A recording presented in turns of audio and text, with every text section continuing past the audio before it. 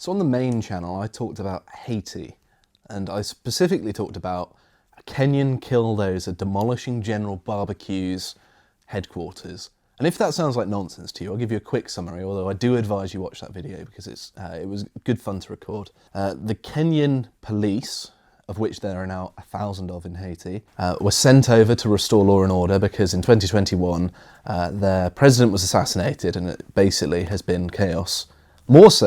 More chaos than usual because of course Haiti, not known for being particularly organised, ensued, and this general, who's not really a general, he's a gang leader, nicknamed Barbecue because he's rumoured to eat people, because of course. He had taken over a significant portion of Haiti with his gang members, and this is a continuation of that really. The Kenyan police eventually found where his headquarters was, scoped it out with drones, and then took in a bulldozer converted into a tank and demolished the buildings. And it had a flamethrower mounted on the front. It's great, you've got to watch it. But anyway, once you've watched that, I imagine you'll probably come back to this and pick up on where it's developed. So, according to the BBC here, a Haitian gang has killed 110 people accused of witchcraft. And of course, yes, Haiti known for being a stronghold of voodoo. I'm going to read this article and break it down based on my sort of Haiti whispering because I've done a lot of digging into the Haitian ways. And that is actually a pun because of course they're known for eating mud. Mud cookies to be precise, because of course they don't have any food, they've cut down all the trees and overfished all the fish, and so there's very little to actually eat. And so they fill their bellies with mud because it stops the pain, and because Haiti is a failed state. I think that's fair to say. So, the National Human Rights Defence Network said a local gang leader had targeted them after his son fell ill and subsequently died. Sorry, hiccup. The gang leader reportedly consulted a voodoo priest who blamed elderly locals practicing witchcraft for the boy's mystery illness. The United Nations said the number of people killed in Haiti so far this year in spiralling gang violence had reached a staggering 5,000. So yes, not all 5,000 of those were witches and wizards. Not that the old people implicated in this were either. Of course, I do not believe in voodoo witchcraft. I don't think it works. And if they did have magic in Haiti, I imagine they'd be magicking up a nice roast chicken about now. So while details from the massacre are still emerging, the UN's human rights chief, Volker Turk, that's like a Resident Evil villain's name there, on Monday put the number of people killed over the weekend in violence orchestrated by the leader of a powerful gang at 184.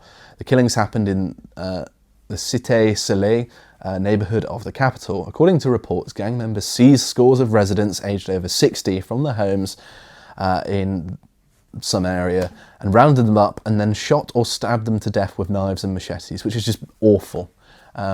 It's really brutal over there. I don't think people realise that, you know, parts of the Caribbean are terrible. Jamaica, murder capital of the world. Haiti, well, you can see what's wrong with it there.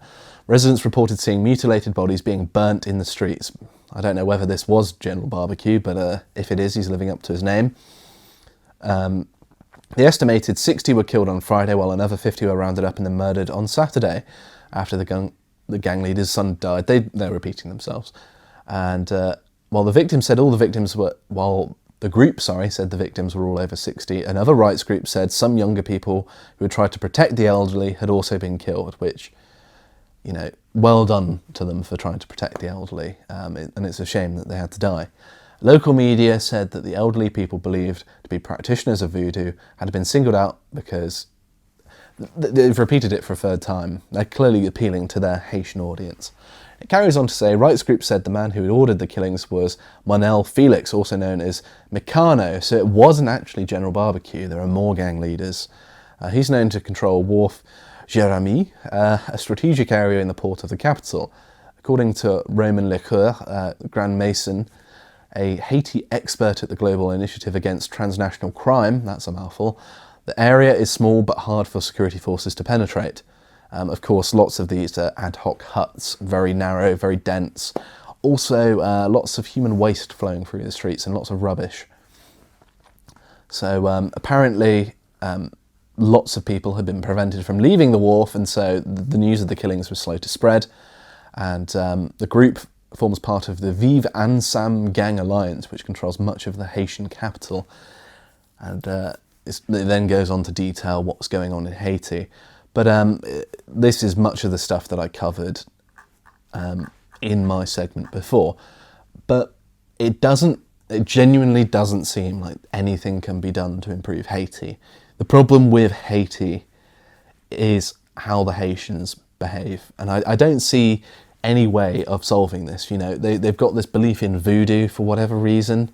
Of course, the country became independent of France after they murdered all of the white people, and now they're one of the poorest countries in the world. Make of that what you will. And yes, they people in the streets carry around sticks that look like guns to scare people off from attacking them.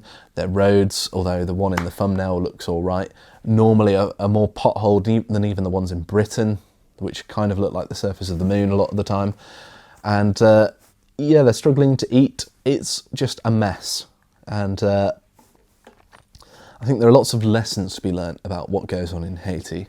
Like maybe if people have advanced technology, you should listen to how they do things and maybe run things like they do, rather than thinking you know better and then having to resort to cannibalism. And you know, they do eat cats over there, and they eat mud, and they beat each other with sticks and stab each other to death. It's not a nice place, and this is what happens when you cast out European knowledge, I suppose. This is the inevitable consequence. If the freed slaves in, say, America or elsewhere were given their own state, it would look like this. That's what happened in Haiti. And so this should be a lesson to anyone, really, that, well, when people say, oh, well, you know, you owe us reparations, we're so oppressed in our nice house, living in relative affluence. I mean, you look at, say, Black America, descendants of freed slaves, they have a much higher quality of living than 99% of the earth. And they're complaining. Much higher quality of living than the people they left behind in Africa. Many of the slavers who sold them to the Europeans now are worse off, their descendants, than the slaves they sold on that live in America. Point this out to people. Say, look at Haiti. This is what would have been in store for you. Look at Liberia, where all the freed slaves from America went back to Liberia and enslaved the locals. Now a mess. This is a very good example of these sorts of things not working out. Say, I know it's controversial, but hey, maybe it was better for you that you live here, because otherwise, look at what you would be living in. And there's certainly a lesson to be learnt there.